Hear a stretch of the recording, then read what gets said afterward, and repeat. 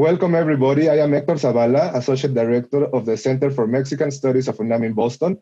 On behalf of Benjamin Juarez, Director of UNAM Boston, I would like to thank all the participants of this tertulia around the very interesting topic of the history of beer. We have scholars and practitioners who will be sharing some insights.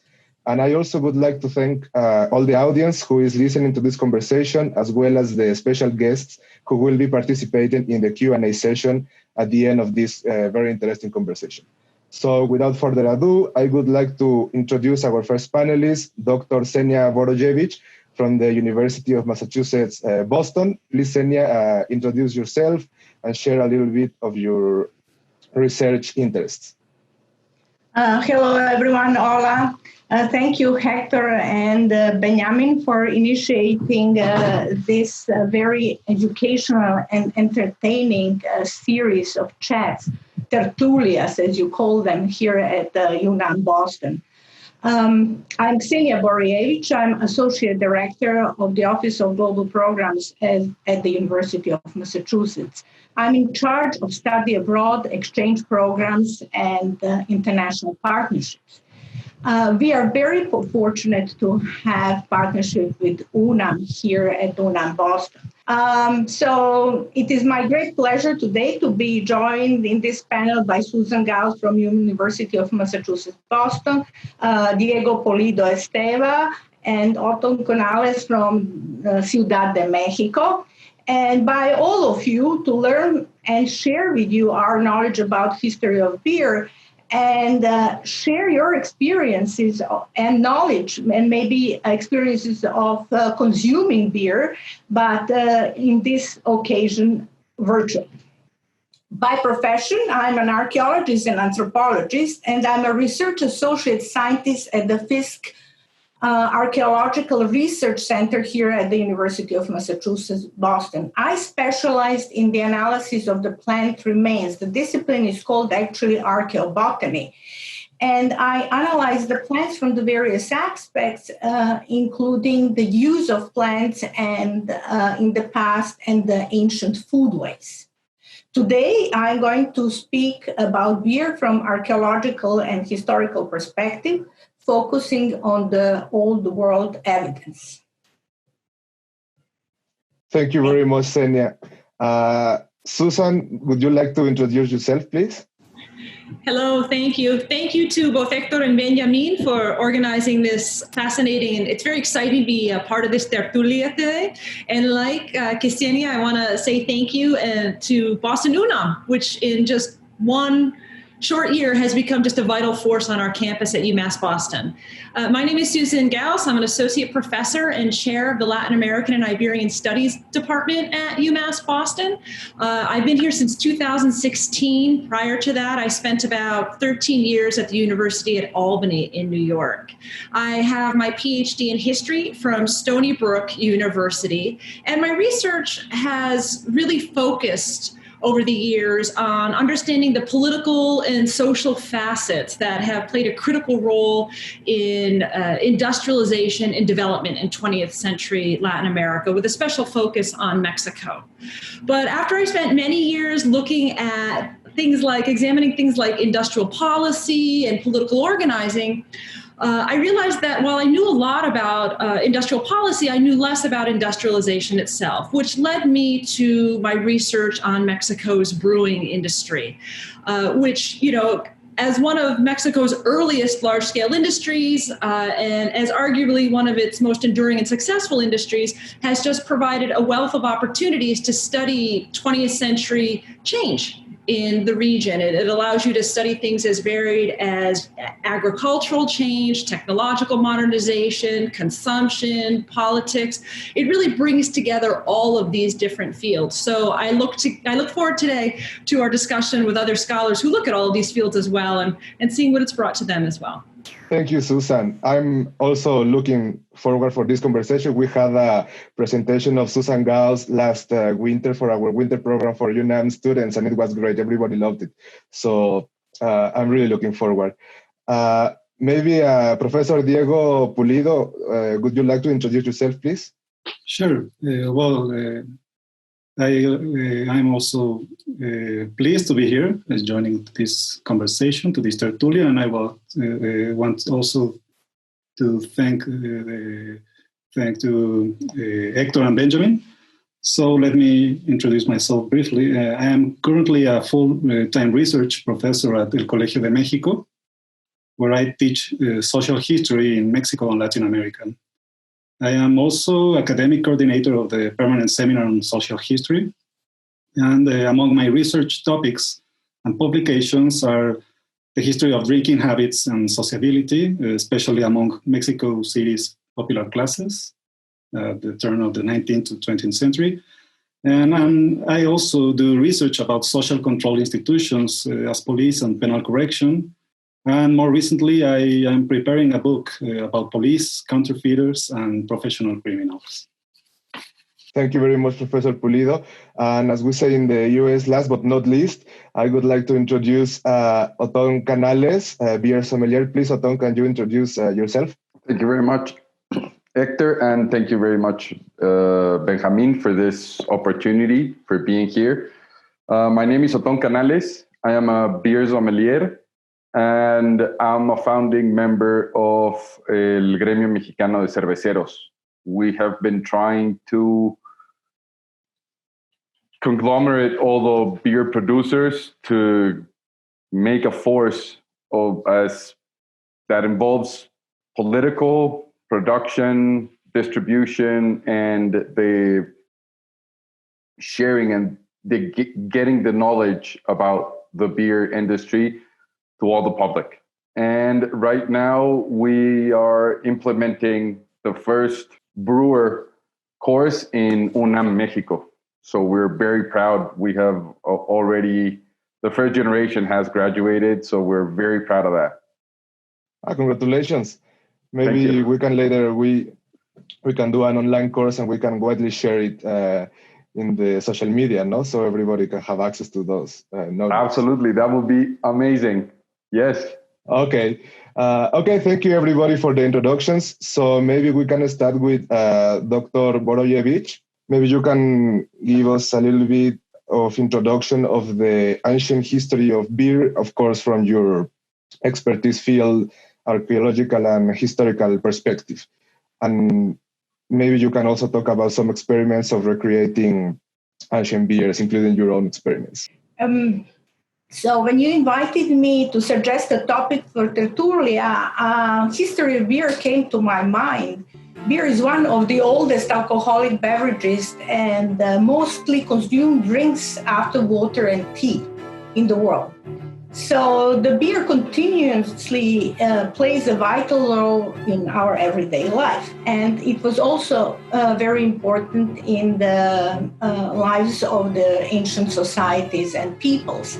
The first evidence actually comes of brewing from a cave in Israel, which is located near the present date of Haifa, and it is dated to 13,000 years ago. So it is a site occupied by the peoples called the Natufians, which are hunter and gatherers. And here I make, I emphasize hunters and gatherers, meaning that they are people who are not fully accepting the agriculture and growing domesticated cereals and legumes, let's say. What they found in the site, it's on the floor of the cave, which is made of limestone. They found the holes which contained the residues that the archaeologists recovered and later analyzed. And the residues contained the starches that were deformed by fermentation, starches of cereals, wild cereals that were deformed by fermentation. So this, in a way, is the first evidence of using starches for brewing alcoholic beverages. So this is one of the rather new discoveries. The article was published in 2018.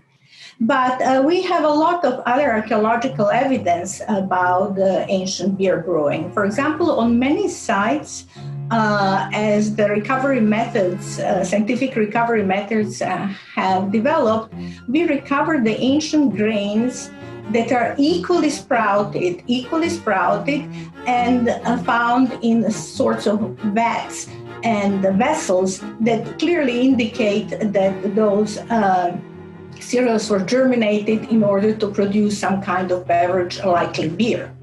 So in my own experiment of producing an ancient beer at the Neolithic site of Vinča, which is near present-day Belgrade in Serbia, dated to 4,500 BC, so that means more than 6,000 years old site, we use barley for recreating this ancient beer.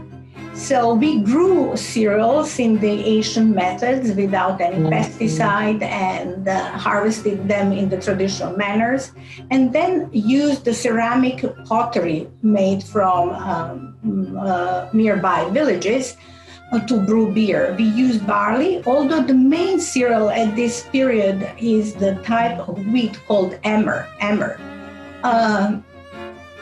And we added to it in one batch wild apples grown locally, and in another one honey to initiate the fermentation. And after a few days, we got beer, which I must admit is very different than what we are used of the taste of the beer now. So obviously we probably missed something in the recipe, but the beer was palatable. And the other aspect is that although we can recreate the recipes of the ancient beers, we cannot recreate the palate of the ancient people, what their tastes were at that time. So this was an experiment. The beer was okay, but in many ways it tasted too sour, like apple cider vinegar rather than apple cider itself.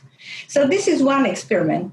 But another line of evidence that we have is also recreating beers by the small commercial breweries like Dogfish Head Brewery from Delaware. They, together with the scientists from the University of Pennsylvania Museum in Philadelphia, the scientist's name is Patrick McGovern, created a series of what they call the ancient ales. And the scientist, Patrick McGovern, is a biomolecular archaeologist who analyzes chemical compounds on the residues found in those ancient vessels. So he first recreated, together in cooperation, they recreated a beer based on the residue found in a tomb of a royal in the ancient Turkey that was attributed to the legendary King Midas, the King Midas golden touch. And although the residue was found in bronze vessels, they were able to recreate this beer that was made of barley, grapes, and mead, and it tasted in that way. And I must admit that that ancient recreation of King Midas beer pleases my palate much more than either the beer that we recreated at the Vinča site or the modern beers that taste too hoppy. So these are some of the experiments. We can talk more about the other experiments that have been made. This Dogfish Head Brewery continues to make those ancient ales seasonally, and I'm still drinking sometimes King Midas Dutch beer. Thank you very much, Xenia. This is really, really exciting. I don't know, Xenia, if you would like to pose a question for the rest of the panelists. Okay, so I have a question for you, Oton. Have you experimented, or do you know of anyone experimenting with the ancient beer recipes?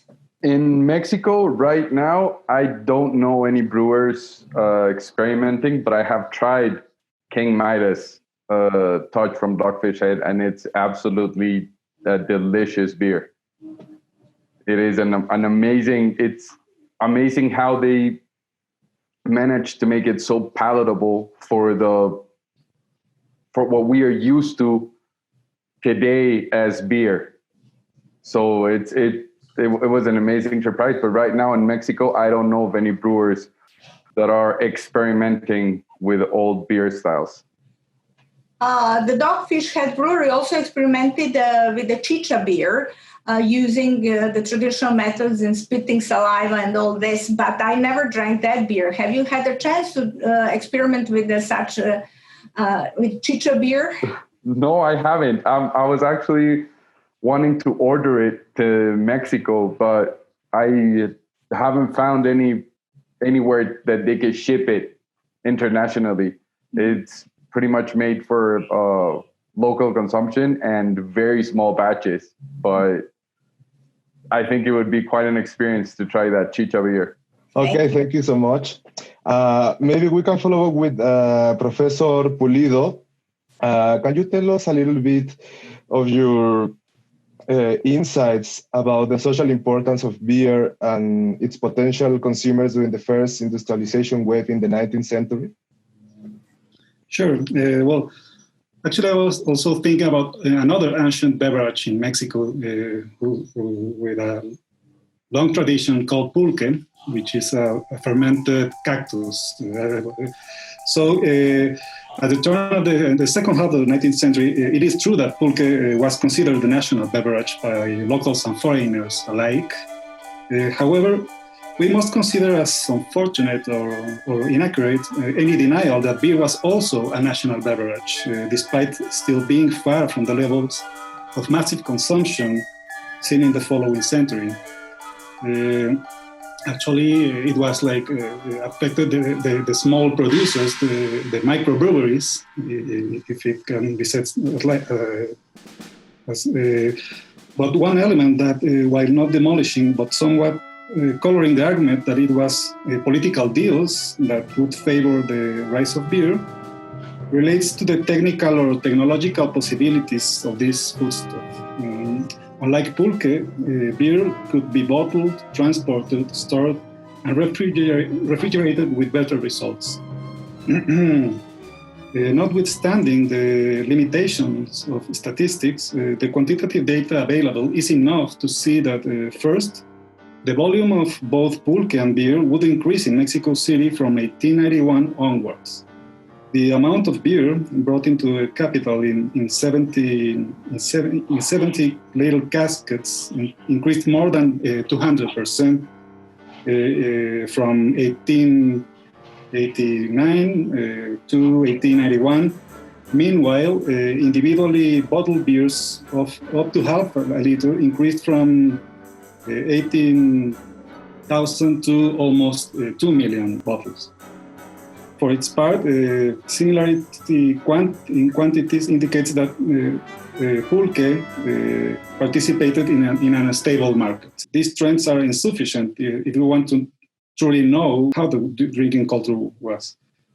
Stepping back from for example, the anti-alcoholic discourse, one can find evidence of the attitudes in the middle and elite sectors towards inebriating beverages, which saw drunkenness as a spectacle of the city-dwelling popular class.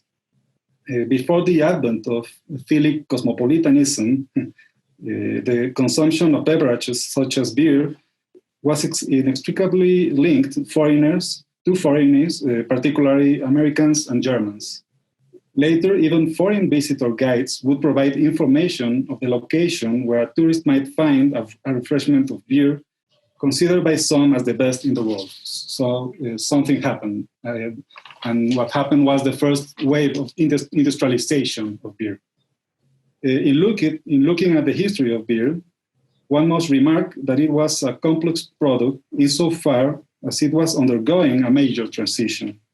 As pointed out by Stephen Haber, the great vertically integrated companies replaced the small craft workshops and the makers who had until that point produced the majority of the country manufactured goods.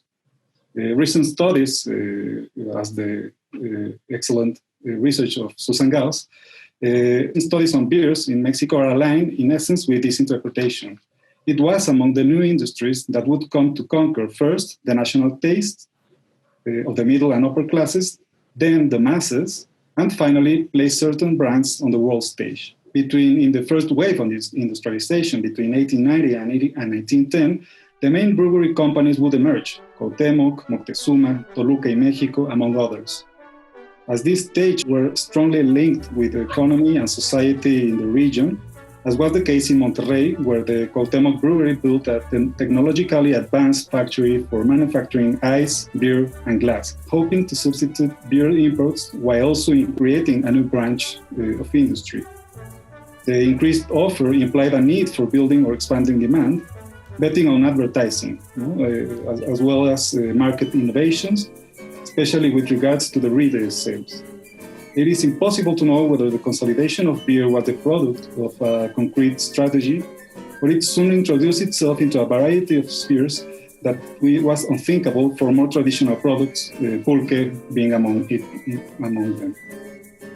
With regards to advertising, it would be based within the limits of what the elites deemed in good taste.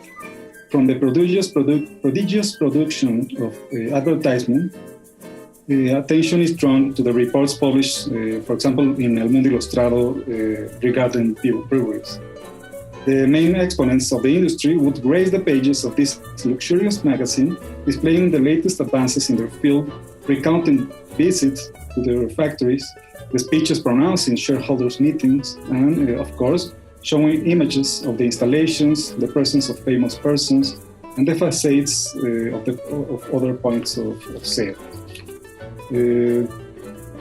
Considered hygienic, refreshing, and modern, beers sought a variety of profiles, the main one being the leads in this first period. It was said that, for example, the Victoria brand was the beer of aristocracy, evolved by the German residents who prefer it for being equal sellers beers of the best beers of their country.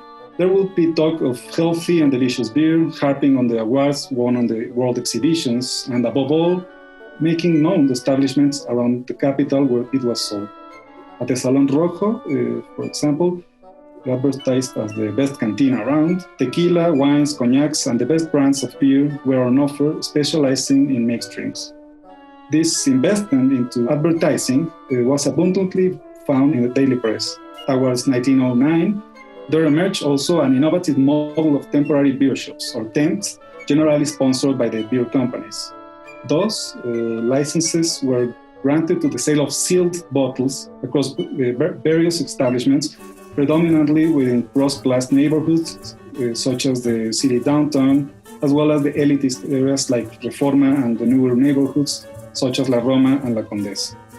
So that was like a broad picture of the first industrialization effects of the beer in the local market or in the capital, in Mexico City. Thank you very much, Diego. Diego, you started your participation mentioning that pulque was the national drink in Mexico. Why do you think this is not known worldwide? Because everybody knows, or everybody thinks, that the national drink of Mexico is tequila and maybe a little bit mezcal, but I'm pretty sure if I go to the US or to Europe and I tell them that pulque is or was the national drink of Mexico, they will say I'm crazy, that is not true. Why do you think it became more popular, the tequila, than pulque? Oh, that's a good question. It is fascinating how the stereotypes and beverages changed through history.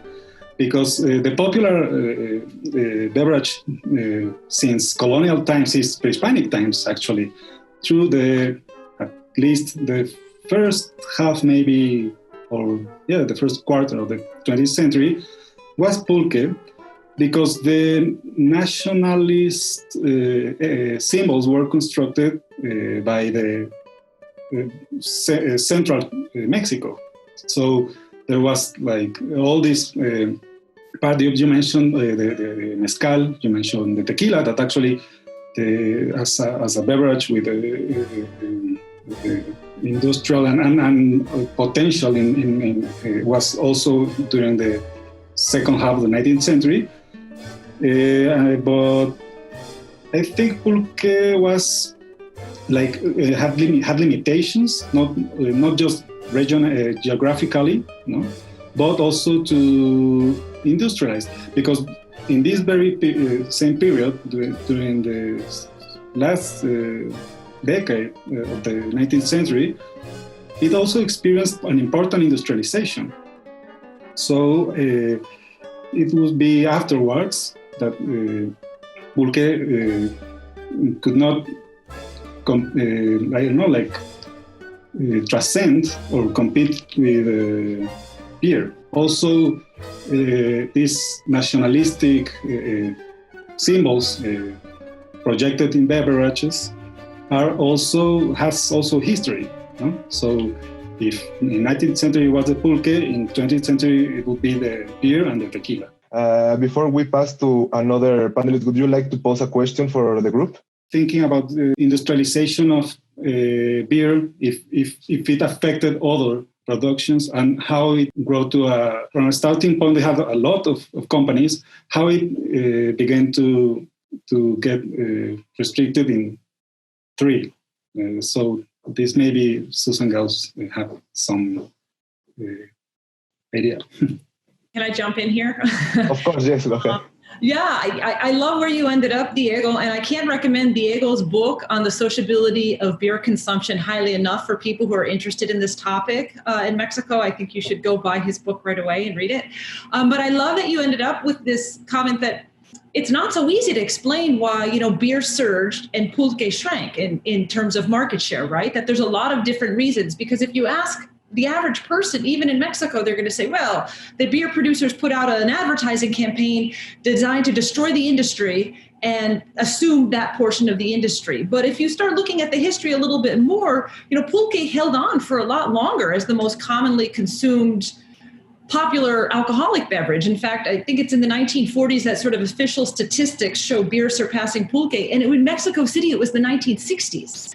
And so there's a lot of factors that play into it that go beyond sort of simple sort of marketing and branding. And they have a lot to do with some of the things that Diego was talking about, of like standardization in the industry and technological change in the brewing industry in ways that wasn't available to pulque producers who, when they tried to standardize production, they ran into problems. They couldn't stop the fermentation process of pulque without altering the flavor of pulque. So beer begins as industrialization grows and mass consumption grows, beer begins to establish an advantage in that particular context. And so for me, one of the key questions sort of animating my own research has been, how does beer, this product that has, this millennials long history around the world, but a very short history, beer production in Mexico, beer, there's some beer production going back centuries, but it really only begins on a larger scale in the 1890s. How does it Mexico go from having almost no beer production until the late 19th century to becoming an authentically Mexican good, right? Until the 1930s or 40s, it's really seen as largely a foreign product, but it establishes itself as an authentically Mexican good so successfully that by the early 2000s, Mexico becomes the world's largest exporter of beer, which in historical terms is a really fast transition going on in Mexico. So my own research on beer really wants to understand, is really driven by this desire to understand how beer undergoes this very rapid growth and transition in Mexico and what that can tell us about Mexican society and development in the 20th century. And in the early, and I think Diego excellently touched on a lot of the reasons around this. Some of it in the early years is based on technological standardization, which was once something that was very almost intensively local in its production and consumption because of technological change associated with refrigeration, with the invention of hydrometers and thermometers, with better transportation and bottling. That Mexico's beer producers are able to sort of jump into beer production and develop first local and then regional and national markets along the way.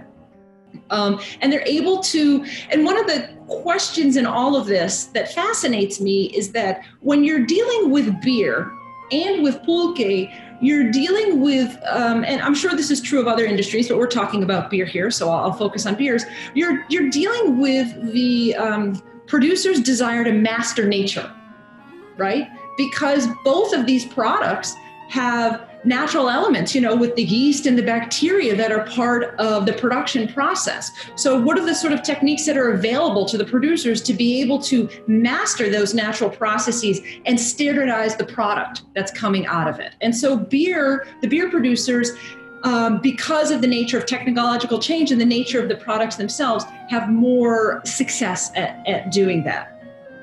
But there's some other things going on, and this is sort of standard around the world, right? But there's some other things I think that are going on in the Mexican brewing industry in terms of concentration that differentiate it from some of the other global producers. And some of these things are really rooted in the establishment of monopoly arrangements early on between the three big brewers. We're talking here about the Modelo and Cuauhtémoc and Moctezuma, which very early on, by even the late 1920s, but definitely by the 1930s, are making written agreements around how they're going to divvy up the national market share and set prices, and in the process sustaining themselves while closing out competitors. And so you have maybe 30, 35 regional brewers at the time around the country. And over the next 2 decades, we see these monopoly practices and collusion really enhancing the competitiveness of these three companies and allowing them to sort of begin growing national markets and snapping up regional competitors. But it's not just the beer producers either. Some of my recent research has focused on looking at how they create their own malt barley production as well, and their desire to establish secure access to consistent supplies of malt barley, and the ways in which in the 1950s these three brewers began to work together to establish really a national monopoly, forcing agricultural producers into malt barley production, and then compelling them through various legal and corporate means, compelling them to sell just to those three brewers so that they can control prices, control production, and control the market. So again, it's, if we go back to where Diego left us with his comments, is that these are really complex questions about how they're able to do this, that cover a wider range of areas. But they're very successful in Mexico, so successful, these three companies, that by the 1980s, they have become, I guess, a triopoly, and then by 1985, a duopoly. It's just two companies in the country that control beer production by 1985, the Cervecería Modelo and the Cervecería Cuauhtémoc Moctezuma. So where I started my comments here was, how does Mexico go from being a country that produces almost very little beer, let's say by the 1890s, to being the largest exporter by the early 2000s? And I think a lot of the answer lies in the ways in which these companies worked together to create first a triopoly and then what became a duopoly. And so they achieved levels of domestic concentration decades ahead of many other national industries. And so that when the era of neoliberalism arrived in the 1980s and there was economic crisis across the region of the Americas, Mexico's brewing industry was ready to jump into exporting in a way that many other national industries or many other countries were not. Their national industries were not able to do it. So these are sort of the questions and thoughts that shape my own research. Well, one of the things that always strikes me when I bring up the topic of my research with people is that everybody always has a story. Everybody always wants to tell you about their own story with brewing and beer. And there's few academics that can say, usually when academics talk about their research, eyes glass over, around the table with other people, and people don't want to talk. But beer's a great topic because everybody has a story. So I would throw the question out to my fellow panelists, why beer? Why do you think it so animates people to want to talk about things? And sort of what has been its significance in your own work or in your own research? What stories has it allowed you to tell that aren't simply just around beer, but around other things?